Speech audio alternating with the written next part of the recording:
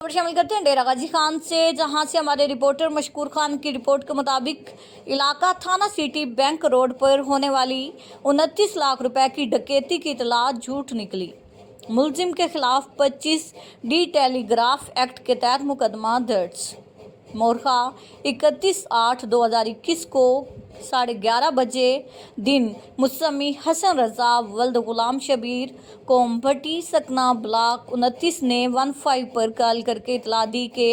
2 कस मुसल्ला अशखास ने MCB bank निस्द कलमा चौक पर ज़बरदस्ती 29 लाख रुपए डकैती करके फरार हो गए, जिस पर DPO उमर सईद मलिक ने वक़ुआ का नोटिस लेते हुए DSP इमरान रशीद और SHO थाना सिटी इकबाल अहमद को तमाम हक़ाइक़ सामने लाने के लिए खसूसी टास्क दिया, जिस पर कार्रवाई अमल में लाते हुए सेफ सिटी कैमरों, IT एक्सपर्ट और जदीद टेक्नोलॉजी की मदद बरूए कार लाई गई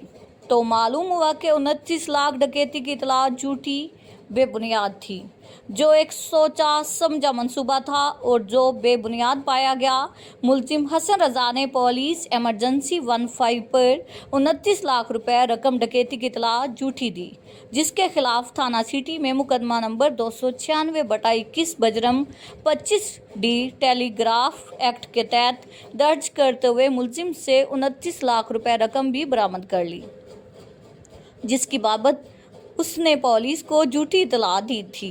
DSP सिटी रेहान रसूल ने मीडिया को बताया कि डिस्ट्रिक्ट पुलिस डेरा गाजी खान के जवान हर वक्त अलर्ट होकर अपने फ़राइज़ मनसबी सर अंजाम दे रहे हैं और अवाम नास के तहफ़्फ़ुज़ को हर सूरत यकीनी बनाया जा रहा है।